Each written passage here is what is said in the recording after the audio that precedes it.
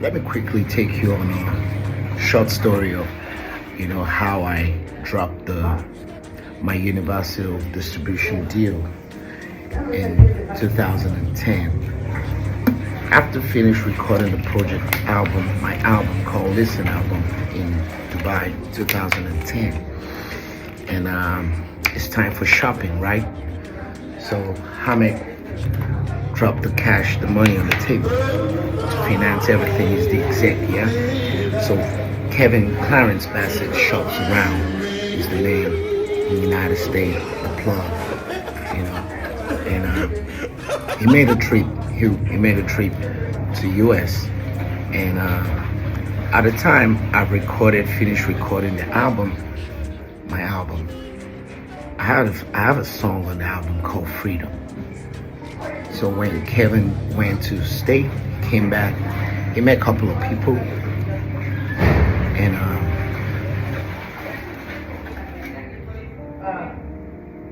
specifically, it was about, he came back and told us he met with Jermaine Dupri. Yeah, even told us like he pulled up with his purple Rolls Royce and all that, and they played my song in the car, and Jermaine Dupri chose Freedom to be a soundtrack of a movie. It was supposed to be a soundtrack of a movie about black liberation, freedom, kind of. So they chose the song Freedom. That's what Kevin came back and told us. We spent a lot of money.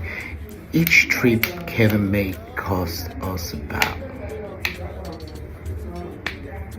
$12,000 at the time, $15,000. It was much. I didn't know it was much. If I knew then what I know now, I would have relocated way back,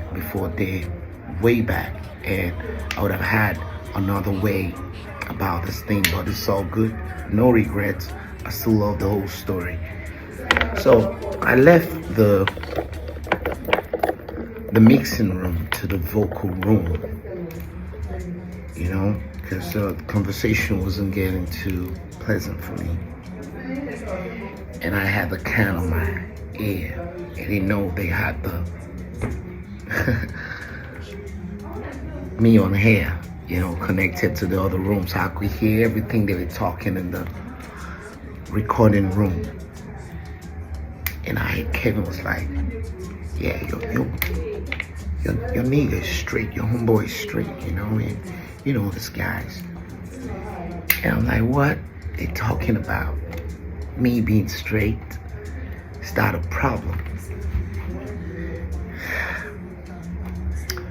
Well, anyways, after that shop around, I got a distribution deal, Universal distribution deal. There's marketing deal, there's all sort of kind of deals. So that's when I start to understand how all these deals goes. When artists say you signed by Sony, you signed by this, you signed by that. Yeah, actually, the deal we had was like 50-50. Universal was putting $2 million on the table, and we had to put $2 million on the table. It was a $4 million deal. And they were talking about something about the radio card or something. I just lost interest from the moment when I heard that word, he's straight. I'm straight. But I don't discriminate anybody. Just don't bitch on me. You can be whatever you want to be. Respect my gender. That was all what I'm about, was that I won't do what I won't do. I believe those who tune to the other side had it going on from childhood, from their first sexual experience. That's you.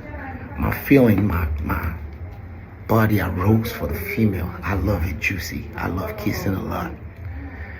I love romance. Like, I will kiss your ears. I'm not talking about that. I'm talking about top of your nose, So it wasn't a good vibe, and that's that, my oral dropped on that, pushing that. and the Nigerian market was still very, very yet unborn to me. I call it virgin. But I had to return to my source. I believe in the slow process. I believe in the crowd. I believe in the fan base. I believe in the sales that I can make directly. You know, ever before streaming was introduced, I was the first artist in Nigeria that tested streaming platform, and I got a result because in 2010 I released a song on the streaming. Like you have to stream it. We experiment streaming by posting a link on Punch newspaper to download the theme song I'd made for Nigerian Super Eagles for South Africa World Cup.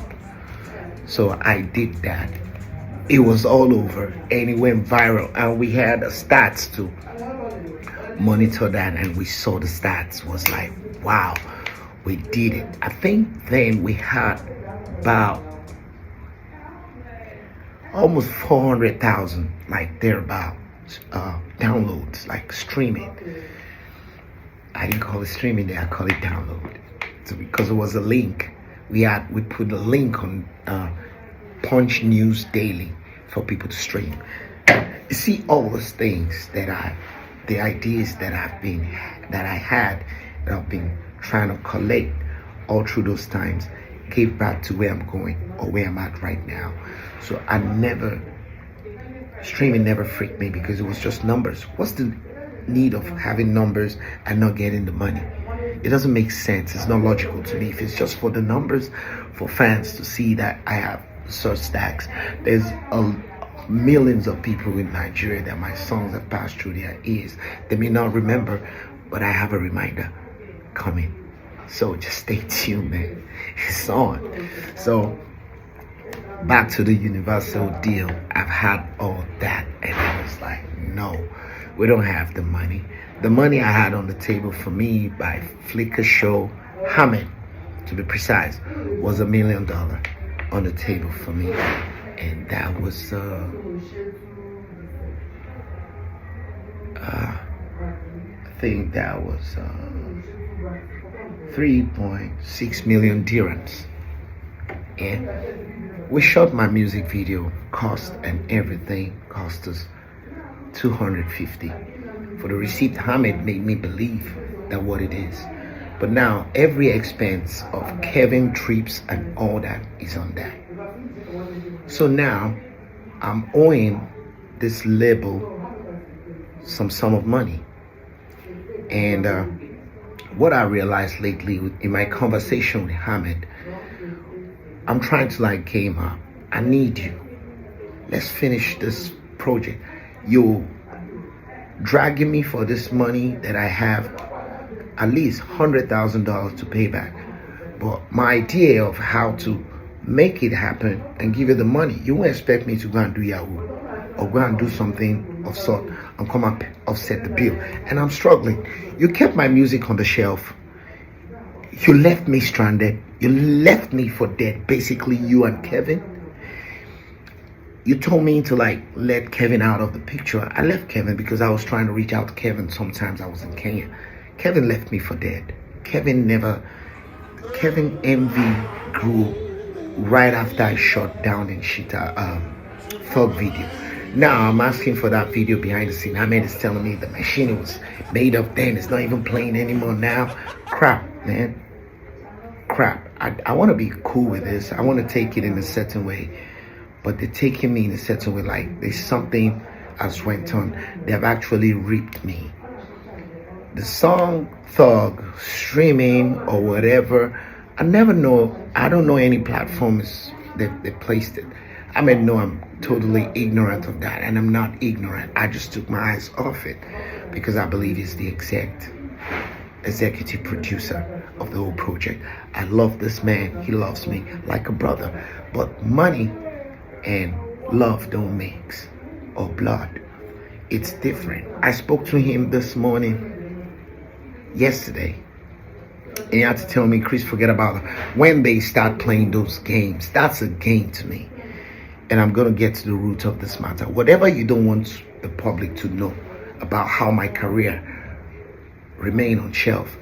I'm I'm I'm spilling everything out now. I'm tired, and I want my money, and I need account because you're careless and you want me to feel that I'm the fault, that I didn't make this happen. But you guys promised that you would come into Nigeria, just that I should go in. Ike the Don is my witness. Matthew O'Hill is my witness. But I went silent. These guys just looked at me with the level of respect they have for me is enormous. And they're expecting so much and nothing is coming out. So they look at me like a dumb. And now I'm calling for shots because I want to release some songs from that album like Love in Colors, Down in Shita, Thug, and Thug Revive, which is the live band version. So I need these 4 songs of thereabout to be on my new project so I can offset that bill. Now I told this man that I'm putting up, I've put up my EP, and this is my next level. This is Nigeria, this is not Dubai, this is not United States, this is not Europe. Afrobeat is on the rise. I am one of the pioneer that usher the new Afrobeats into light. I am. My video did this work. Not me, my video did this work. I was on every television station platform, on every radio station. That's all we had. I was on YouTube, and this guy just held back. Kevin bragged, and Kevin made a mark that if Ahmed proceed with my project, he's gonna have Ahmed sued. And this is what I just found out yesterday. Kevin Bassett, you're an evil man. You are evil, for real. For all these years, nothing you've done that has ever progressed aside from the song you produced, Last Night a DJ Saved My Life. That's all you can point your fingers to. You brought another artist, a female artist you want to force on Ahmed. Ahmed chose me over the artist and you went mad. But you were my mentor. I took you like a father. But seeing everything that's going on behind and what you guys are doing, Dubai, I'm coming for you, Ahmed. For real. I want explanation, and this is real. Nobody's listening to Arab music or Dubai music. But I did. I came to set a landmark there, like the first black man to record and release an album in Dubai. And you're doing all this for me, and after all these years, and you remind me, you're so quick, Ahmed, to remind me of, oh, it's been 15 years, that shit is old now. You can call that like that, you're such a betrayal. Believe me, you've never been out here. I don't want to call you names, but you really piss me off right now, and I won't call you names. I want to see you eye to eye. I want to see you face to face.